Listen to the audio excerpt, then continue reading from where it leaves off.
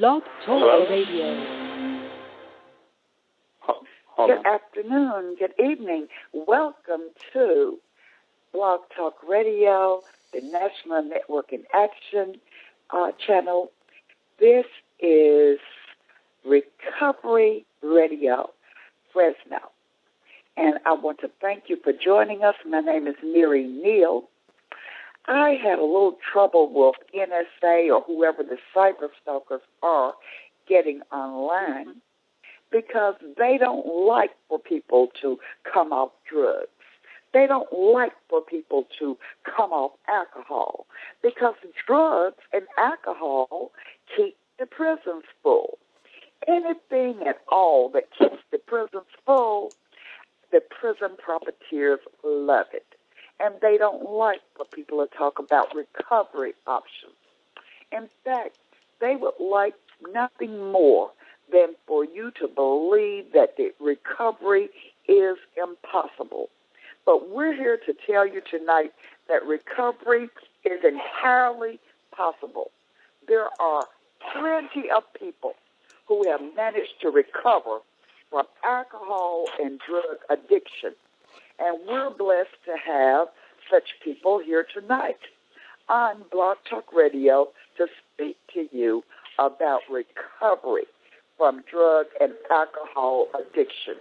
And I want to say thank you to our guests right now for coming on the air to talk to us about your own successful recoveries and to inspire the radio audience to put down that bottle, put down that needle, put down that rock. Just put it down. Walk away from it and live. Hello, guests. How are you? I have a guest at 5366 and 1616. If you could just introduce yourselves and talk to the people about recovery. Hey, man. Well, my name is Jaime Pompa. I just want to thank you guys for this opportunity to speak on the show. I'll let my brother Jim introduce himself. Yeah, I'm Jim Snyder. Jaime and I are the co-founders of Never Again Fellowship, which is an anti-recidivism ministry. So, Jaime, go ahead and tell the folks a little bit about yourself. Okay, all righty. Well, first of all, like I said, I just wanted to thank you guys for the opportunity and appreciate whoever's listening, to be listening here. Thank you for that.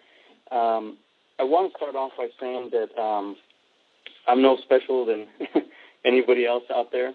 My life story, I just share it to encourage everybody and hopefully, we'll point them in the right direction. I was actually born in Fresno, California. I was raised in Los Angeles as well as Fresno.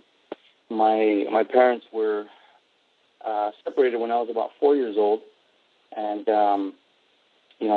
since then it's been kind of ups and downs in my life. But I kind of felt like, I tell people, I kind of felt like I was the rope in that tug of war between my parents. Always back and forth, going to school in L.A. and Fresno. Never really had a stable home,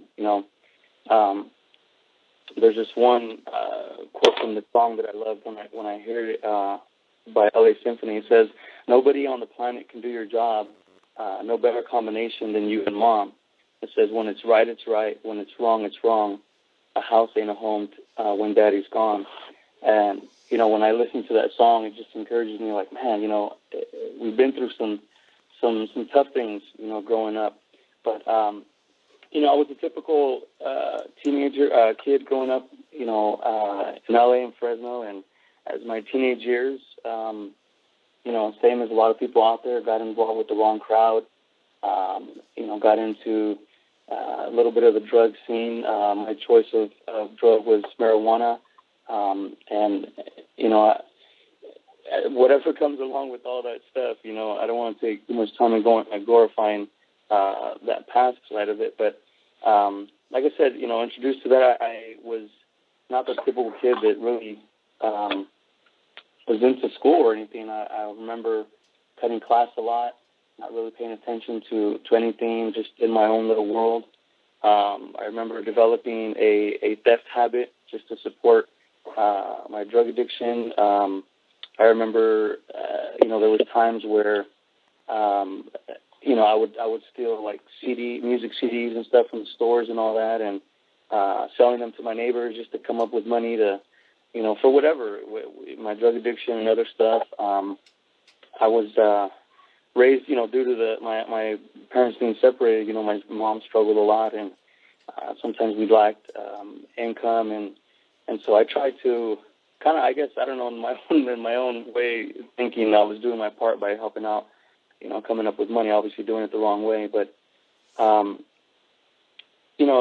my theft habit became stronger. I got into, stealing like clothes and stuff from stores. I remember, just that teenage mentality, wanting to fit in. And my reasoning behind that was, hey, I didn't want people to think that we were poor, growing up. And so I wanted to try to keep up with the trend or whatever in my own world. But, had a lot of hate growing up towards my dad for not being there for my mother and I. So I took it out on my family. I took it out on my brothers, sisters.